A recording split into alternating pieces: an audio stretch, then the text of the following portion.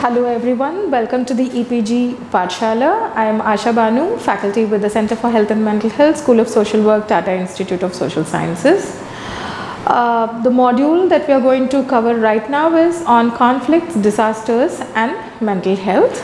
The course objectives are to provide an overview on the nature and types of disaster and conflicts, to understand the mental health consequences of disaster, to appreciate the relevance of mental health and psychosocial interventions post-disaster.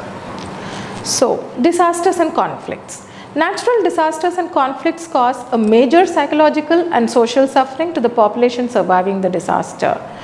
Disaster and conflicts not only results in acute distress in the short term, but they can also destabilize the long-term mental health and psychosocial well-being of the affected population. Thus, it is very critical for the mental health social workers to intervene and design psychosocial interventions in every disaster context. One of the concerns in disasters is thus to protect and promote people's mental health and psychosocial well-being. So now, what are disasters?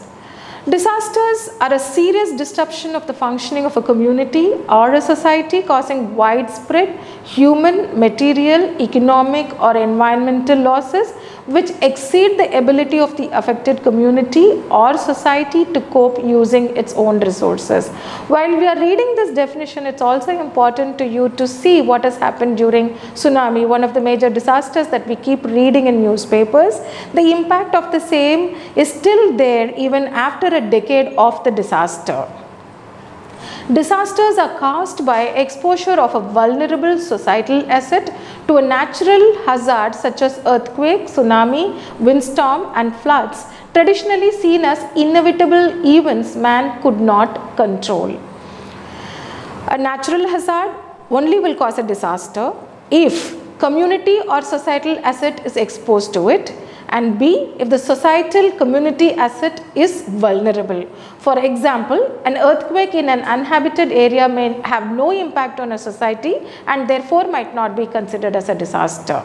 So now you can look at tsunami and the societal impact. You can think of earthquakes and how it has put a halt on the livelihoods of many people. You can think on or read about the Nepal earthquake that has brought the entire country to a standstill for some time, where a human, there is no control by the larger human population on such disasters. Disasters can be either slow onset, example drought. For example, we can read on what's going on in Vidarbha. Because of drought, farmers are committing suicides, crops are failing, and when the hazard exposure lasts for months in the slow onset, or there can be a rapid onset where earthquakes, when exposure just lasts for minutes but then leaving a long lasting mark on the society. So this is one example which the entire country had been reading long ago, but still we can see impact, still people write about it, is the Bhopal gas tragedy. On the night of December 2-3, 1984, the city of Bhopal in central India was covered by a cloud of methyl isocyanate, a poisonous gas which had leaked from a tank at the Union Carbide India Limited factory. Around midnight, people downwind of the factory woke up with feelings of suffocation, intense irritation and vomiting. Panic spread. People ran desperately to escape the gas. Many died on the spot. Others fell while running to escape. Still others reached safety only after hours of running. About 3 lakh people were exposed to the deadly gas. About 2,500 died. This example is cited in the document Coping with Disasters 2001. While we read these lines itself, it gives us a kind of emotional reaction, because we could see what was going on and what was the panic and what would be the kind of emotional reactions the people would have had, and what kind of stress and distress it would have caused at that particular point in time. Now we will move on to understand what the term conflicts mean. Conflicts is a natural part of human interaction and is necessary for social change. However, if societies have no effective ways to manage disputes, conflict may become violent and destructive. And we can give a number of examples like that, the ethnic conflicts that are going in the part of Northeast. In Kashmir, we keep reading about conflicts, and in the Northeast, the Bodo-Bangladeshi conflict can be cited as an example. Understanding conflict dynamics involves analyzing a conflict's causes, participants and mitigating factors, which is also known as the capacities for peace. Now let's try and see what are the mental health consequences disasters and conflicts create. Disasters and conflicts cause a range of problems that are experienced at the individual, family, community and society levels. When I tried giving the example, all of us would have experienced some form of tension within. So any disaster will not leave anyone unaffected. That's the impact of disaster. We can be we are not directly affected by it, but when we read in the newspaper, definitely there is an indirect impact on our own emotions too. So the experience of a disaster would have an impact on the individual, would be on the family, on the larger community and on the societal levels. And it is not just in terms of emotion, it is also in terms of loss of materialistic property. Emergencies erode normally protective supports, increase the risks of diverse problems and tend to amplify pre-existing problems of social injustice and inequality. So while I talk about emotional reactions, we can also see how emergencies take away the normally protective supports and increase the risk of diverse problems, and thus it exacerbates the existing problems of social injustice and inequality. The social consequences. Mental health and psychosocial problems in emergencies are highly interconnected, yet may be predominantly social or psychological in nature. Significant problems of a predominantly social nature include pre-existing social problems, that is extreme poverty, belonging to a group that is discriminated against or marginalized, or political oppression. When we were working with tsunami, this is what has happened. The problems exacerbate. For example, when we take in terms of the Chennai floods that has happened, the resilience was much more because of the resources that was available in the community. But then when we look at a disaster that had happened on the coastal areas affecting the fishermen community, definitely it has exacerbated the pre-existing social problems, that is poverty, and affecting their livelihood. Emergency induced social problems. It can be family separation, disruption of social networks, destruction of community structures, resources and trust, increased gender-based violence. If I have to again cite the example from disaster, like when they have the transit shelters, the families would be split. Particularly in conflict areas, because of emergency, they would be evacuated, and sometimes the father would be searching for the daughter, or an older mother who is 80 plus would be searching for the son or the daughter to come and take care of their own needs. So that way the family separation is inevitable. In tsunami, people did not even know whether their kith and kin are alive for many days because they couldn't find their bodies. So family separation becomes inevitable in a disaster and conflict situation. Disruption of social networks. Social networks, right now we can talk in terms of how we completely become detached from the technology network, but otherwise even in the conventional context, the kind of social supports they had, that also goes for a toss. Destruction of community structures like hospitals, like schools, they also get closed, and so there would be temporary health facility that is available there. And again, at the end of the day, any conflict and disaster also witness increased gender-based violence.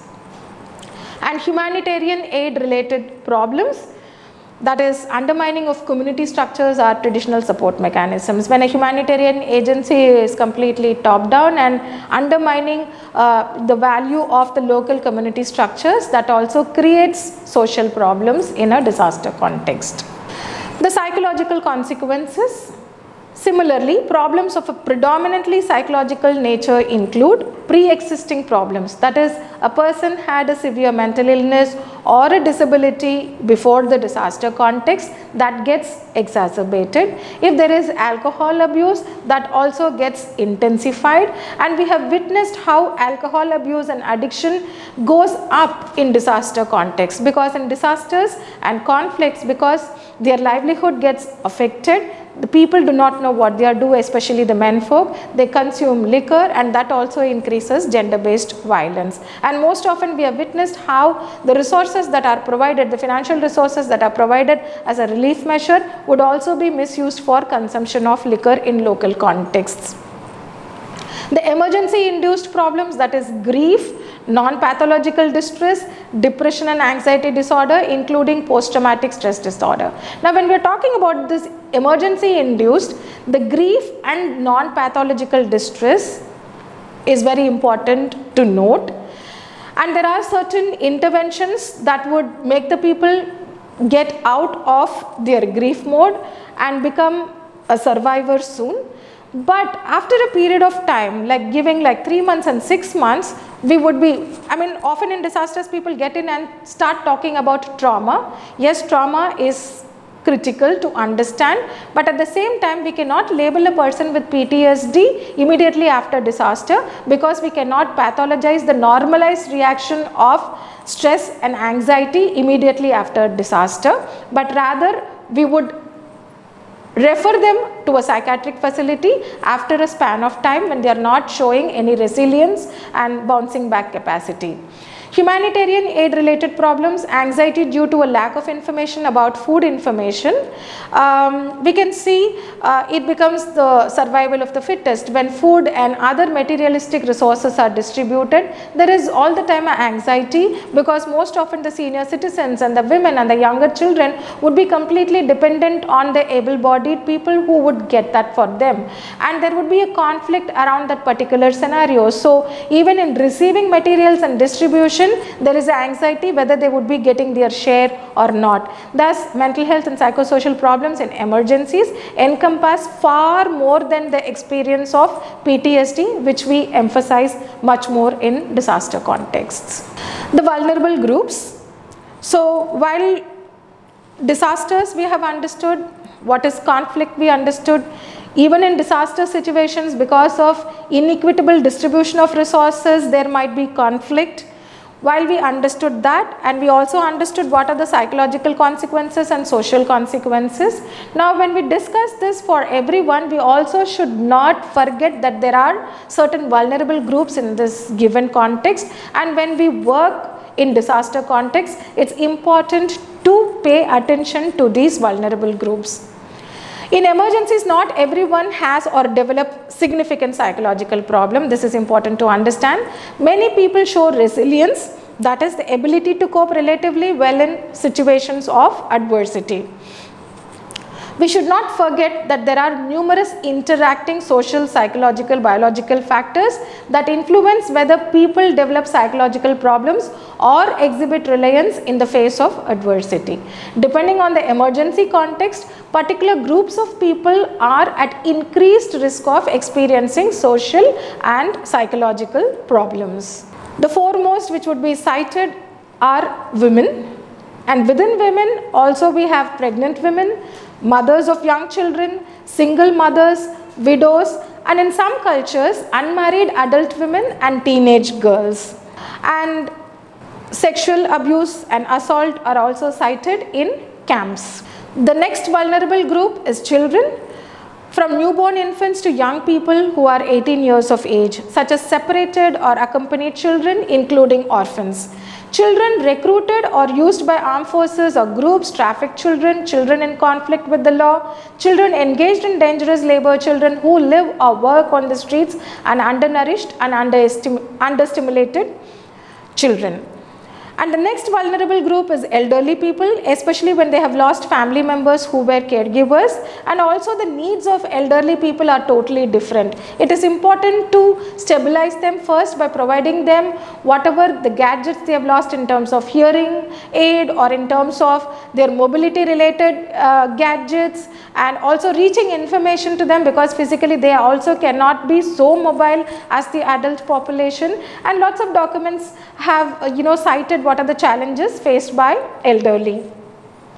While I am going through this, I am also looking at the differential needs of different religious groups in the community, how certain women have the need to dress in a particular way, and disaster even compromises on that. How young girls feel more vulnerable to sexual abuse. Are we providing a shelter for them, or are we providing a shelter that promotes the security of women? These are all the concerns when we work with vulnerable groups. Then there is the next category of people who are extremely poor in the community. Then we also should look in terms of refugees. These are internally displaced persons and migrants in irregular situations, and especially trafficked women and children without any identification papers. So this also becomes very critical, because when you have to get relief materials, when you want to be in shelter camps, often the identification papers go missing. It is very important to pay attention to this vulnerable group as well. People who have been exposed to extremely stressful events or trauma, people who have lost close family members or their entire livelihood, rape and torture survivors, witnesses of atrocities, etc. I can still remember, I can still hear the voices of certain people who felt that their shop had been washed away overnight. A person crying, stating that my entire home which I have been constructing for almost 20 years have been carried away by the water, and they could not understand why such a overnight change and transition in their life, and seeking responses for why they have to be affected and why only them. And there are mothers who are crying that the child has been flushed away before their eyes in the water, and refusing to leave their older child on the ground because of the fear that the water will again take away their children. So these are instances which I can recollect while I am reading this particular vulnerable group. People in the community with pre-existing severe physical, neurological or mental disabilities or disorders. Now in the recent past, when we go for disaster work, this is also something we realize, that it is not that we are dealing with a set of population who are who are homogeneous, and they are diverse. And when we are looking at different vulnerable groups, we also have to pay attention, even if it is a minuscule number of people who already have pre-existing conditions of physical disability, neurological disability or mental disability and mental illness. The next vulnerable group is people in institutions like orphanages, elderly people, people with neurological mental disabilities or disorders. The next vulnerable group is people experiencing severe social stigma, commercial sex workers, people with severe mental disorders, survivors of sexual violence, and people at specific risk of human rights violations like political activists, ethnic or linguistic minorities, people in institutions or detention, and people already exposed to human rights violations. Okay, so now we have completed the first two objectives. The first in terms of getting an overview of what is disaster and conflicts, examples of disasters and conflicts. Then we try to understand what are the who are the vulnerable groups and what are the psychological and social consequences after disaster. Now we are moving on to the third objective, that is mental health and psychosocial interventions. Now in certain documents they call it as mental health and psychosocial support, which is a composite term used to describe any type of local or outside support that aims to protect or promote psychological well-being and or prevent or treat mental illness. The purpose of psychosocial intervention following disasters is to transform the affected from being victims to survivors.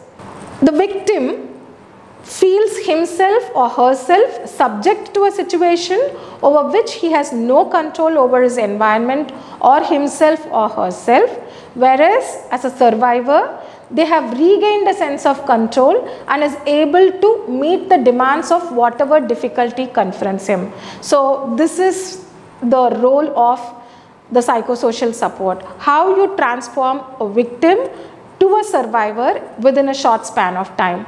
A victim is passive and dependent upon others, but a survivor is not. He or she is able to take an active role in efforts to help his community and himself or herself recover from the disaster. So I would just outline certain interventions that primarily are adopted in disaster context by psychosocial experts.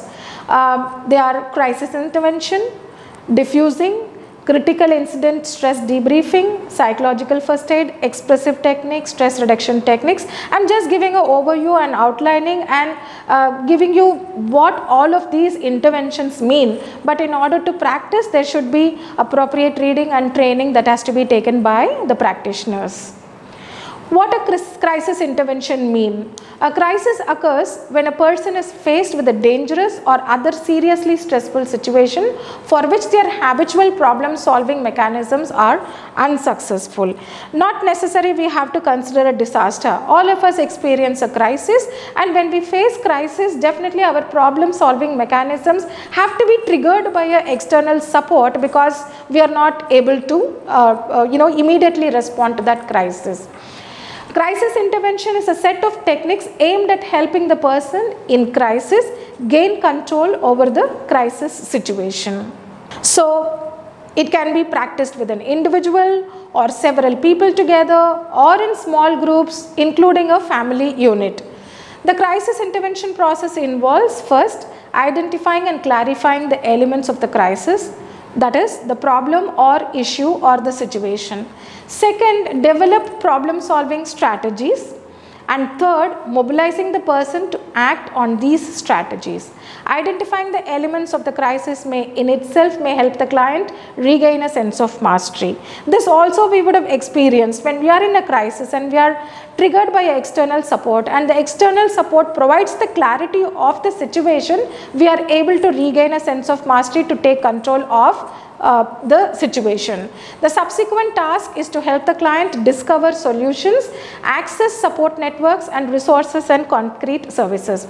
In disaster, this becomes really important because the support services are available, and it is important for the mental health social worker to really connect and to connect the survivor to these support networks and resources by providing periodic information, and special emphasis is needed for the vulnerable groups. Oftentimes sending a pamphlet or putting a poster is not going to help a elderly, or it is not going to help a person with disability to reach the venue. So how sensitive we are in imparting information even in all our interventions is important to consider.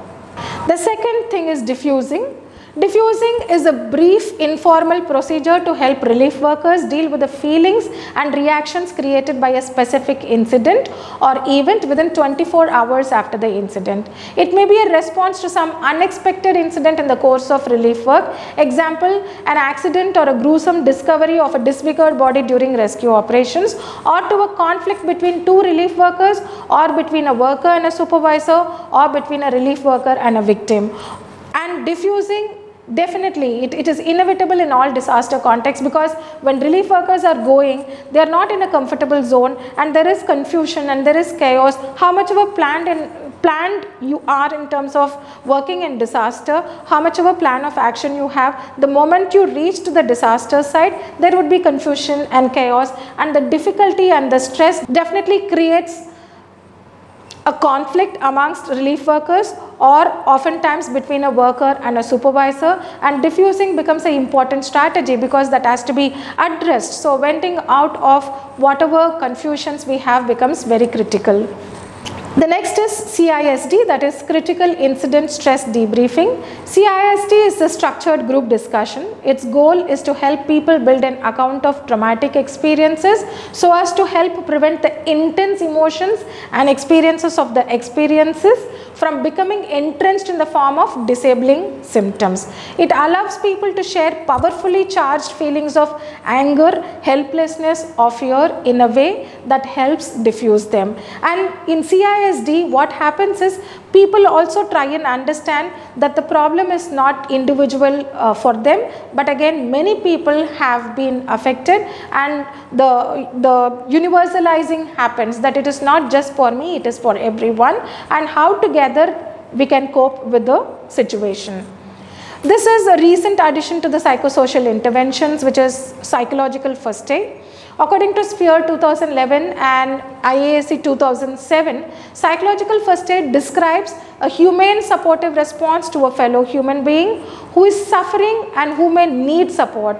Psychological first aid involves the following themes: providing practical care and support which does not intrude, assessing needs and concerns, helping people to address basic needs, for example, food, water and information, listening to people but not pressuring them to talk, comforting people and helping them to feel calm, helping people connect to information, services and social supports, and protecting people from further harm. So if we have to put it, the three basic action principles of PFA culling out from there, it is look, listen and link, which is like the three basic principles. Look, check for safety, for self, for others, check for people with obvious urgent basic needs, check for people with serious distress reactions.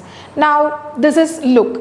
What is listen? Approach people who may need support, ask about people's needs and concerns, listen to people and help them to feel calm. Then the third is link, which is very important. While looking and listening, you understand problems.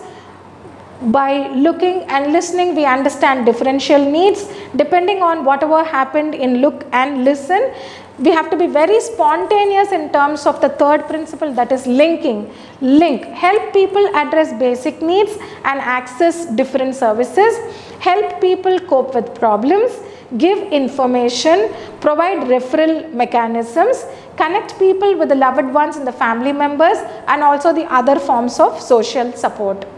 Now there are also certain stress reduction techniques which should be important for people working in disaster context as professionals as well as people who are there, and in the recent past ESS also has engaged in training and TOTs, training of trainers, where the stress reduction techniques becomes a particular module. The first one is progressive muscle relaxation exercise. The second is debriefing on a periodic basis, and also emphasizing, in disaster people think, no, I am not here to take rest and it's not the time for recreation, but then in order not to suffer burnout, appropriate hours of sleep and intake of food and water is emphasized, and also finding ways of recreation critical. Then visualization, that doing a visualization that everything is going to be normal soon, and a positive imaging of the disaster context also is helpful, and breathing exercise, which is also very important. And for all of these bullets, you have reading materials available on the internet, and it is important for us to focus on self-care while teaching the same stress reduction techniques to the people. We have covered the three objectives. We have tried and understood what is disaster and conflict. We also tried and understood what are the social and psychological consequences and who are vulnerable in disaster context. And we also tried and get a glimpse of what are the various psychosocial interventions that are right now practiced in disaster context. While having seen this module, you just got an overview, but it is important for you to go through the references. There are n number of training manuals that would support you in terms of evolving skills to work in disaster, and I think that's it for this module. Thank you.